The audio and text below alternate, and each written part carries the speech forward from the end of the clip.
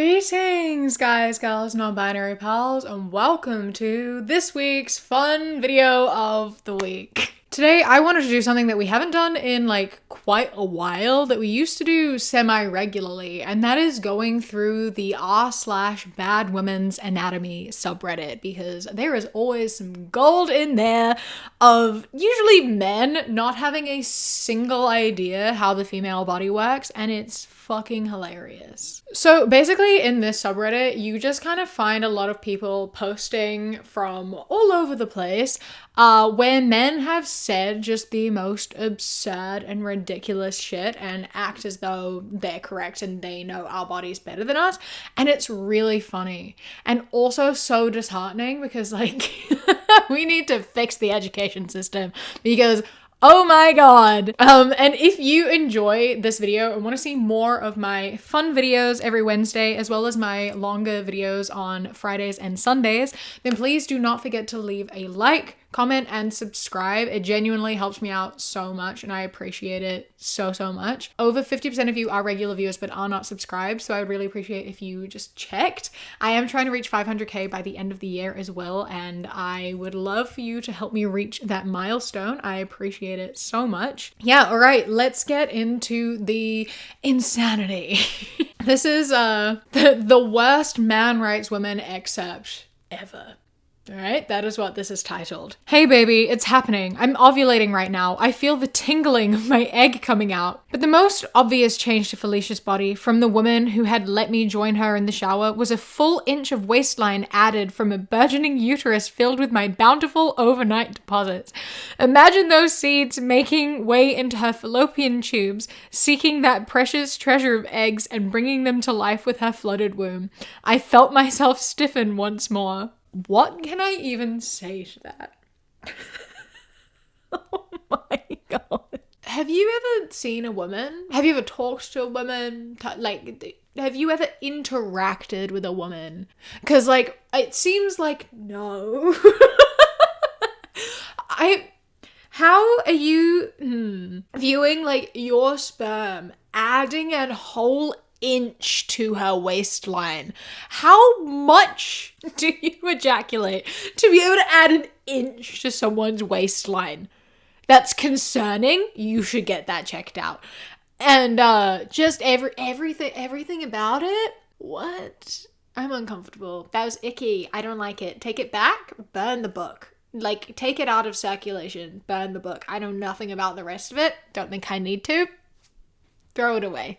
Okay? Yeah, thank you. Vaginas are able to stretch wide enough to give birth to a fucking baby and then return to its original size, but of course being penetrated by that grass blade you call a penis is what's going to make it loose.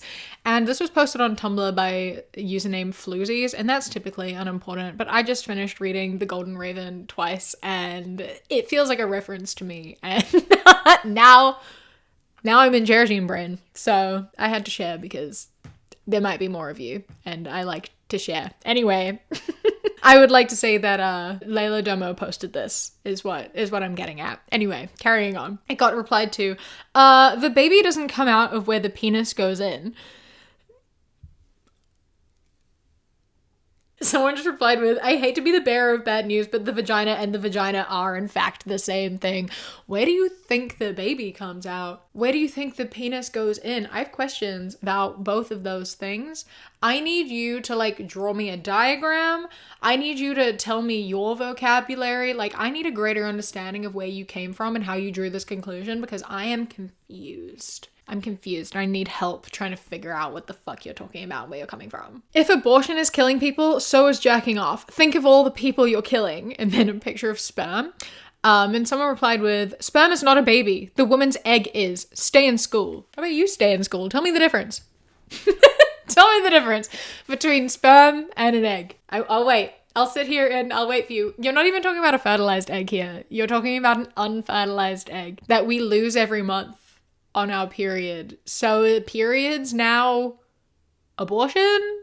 Is that what you're kind of implying? Because I don't think that's how this works. I don't think that's how this works. I'm gonna need you to explain to me the difference between an egg and a sperm. This is a lingerie party, and in attendance there are 4 different vaginas, vulvas, and they all have varying skin tones and different like hair and whatever. And the one with long hair and big glasses, someone says to her, Emily, your owner needs to take better care of you.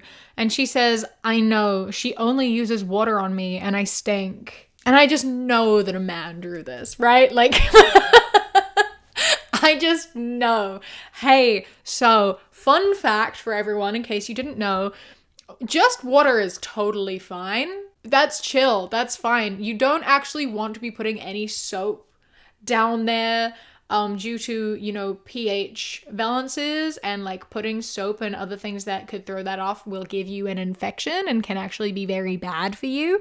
There are specific like gentle washes and things that are designed specifically for it, but like you don't need to use them. Water is like genuinely totally fine as long as you are like doing something and you are just using water, like you're chill, you're fine. And men who have an issue with that and think that it's gross, or anyone who has an issue with that and thinks that it's gross, I promise it'll smell a lot worse if you get a fucking yeast infection. Like, it's fine. It's chill. Don't put soap in your vagina. This is simply just false. I hate when women spew this nonsense about genetics and gravity determining the sagginess of their boobs. If a woman has saggy boobs, it's because she's a whore, 5+ partners.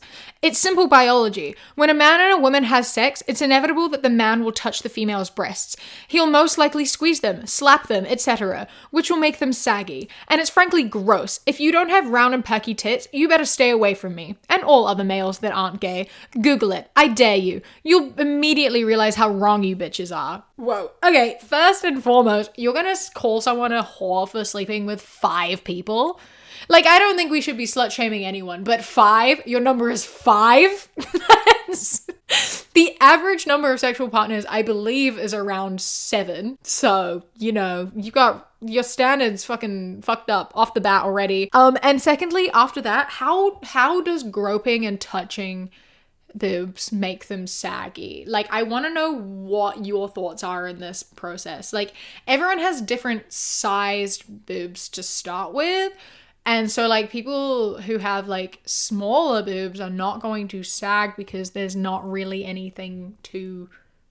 Like, gravity makes the most amount of sense. Surely you can understand that gravity obviously plays a fucking part in it. Also implying that, like, you don't understand anything about women's pleasure, because I don't know if you're aware of this, but a lot of women will also, like, touch their own breasts during, like, self-love time. Like, that's a thing. Like, if you are touching a woman's boobs purely because it makes you happy and it brings you joy and you have no care for how it affects her, and you don't even think about the fact that that's pleasurable for her, you're doing a shit job at sex because you don't give a fuck about her and what feels good for her.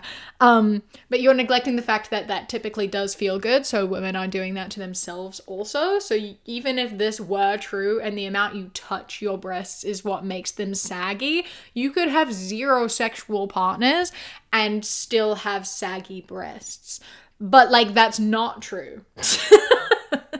It is genetics and gravity. And if I were to Google it, it would say that you're a fucking idiot and you need to learn basic biology. I love being like, Google it, bitches. You send me the link that you found. You Google it and you show me why you're right.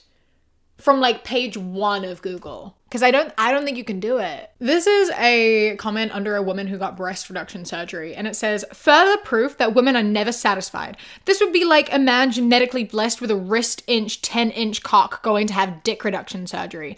Men and women alike would call him the dumbest person on the face of the earth. That's precisely what she is. Okay, well, for starters, bro, that's not true at all. There's a few differences here. One, large breasts cause back pain.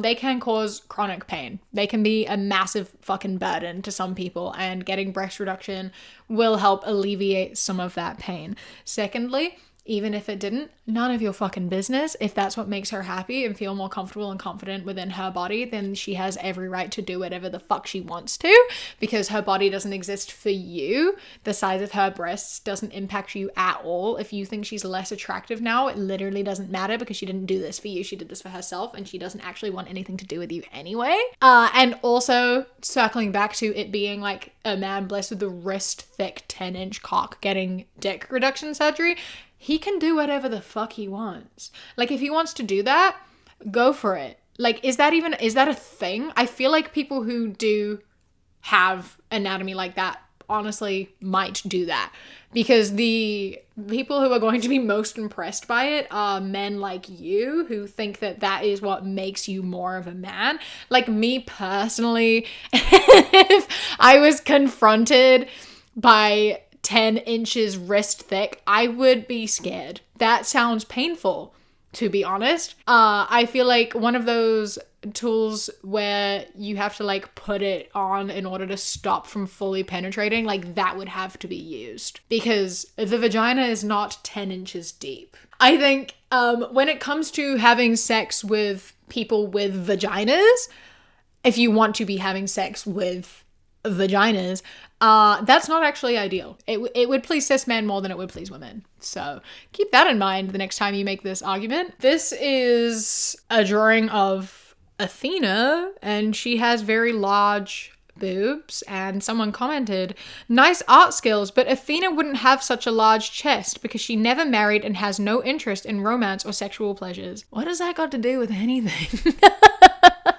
Since when does breast size correlate to sexual desires? This guy and that other guy must have been communicating. This guy thinks that the higher your sex drive, the bigger your boobs get, and the other guy thinks the more they're touched, the saggier they get. So it kind of works together, I suppose. The more sex you have, the bigger your boobs get, and then as you keep going, they start getting saggier too. That's kind of the maths I've put together here. They must have gone to the same school, but in the same health class. The teacher was obviously 14 years old with no research and had never looked at a person before. Because what? Explain how you got here. I would love to hear. I am 6 foot, and I sent my wife to the hospital because they said she had an ovarian cyst, and I popped them from going too deep. Let's just say all the nurses that passed by the room either gave me a thumbs up or were flirt with me after they read the chart. On the list of things that didn't happen, this is at the very fucking top. Dude? Bro? No. This, firstly, I don't think that's possible. I don't think you can have sex with someone and hit their ovaries, because that's what the cervix is there for. You can't get through that, and if you manage to do that, you would have put your partner in the worst, most horrific, blinding pain ever. And if you did do that, it shows that you were far too aggressive. You did not care about the pain that your partner was in, and you are proud of yourself for putting her in hospital.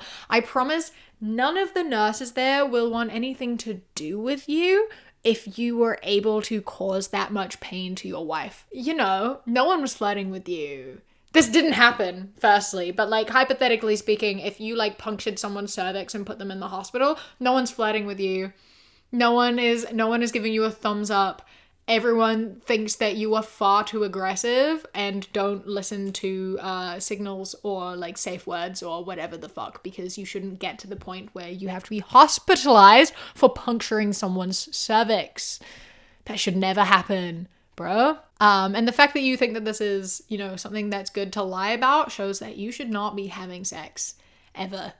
You need to better educate yourself and learn to respect women and understand how our bodies work, because this is scary. Anyway, on that note, I think that I'm going to leave it here. This is a very short video this week because I'm exhausted. I've been here for hours and I've had so many technological difficulties today that I need to go ram my head into a wall.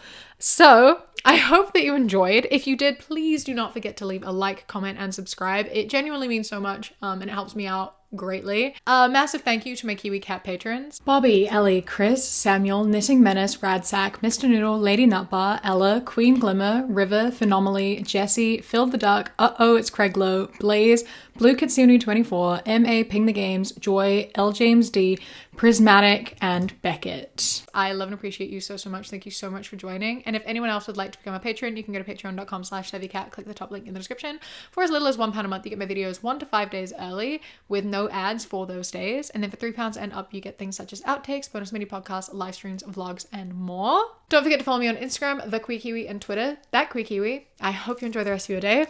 Stay safe. Keep fighting. I love you. Mwah. When you close your eyes.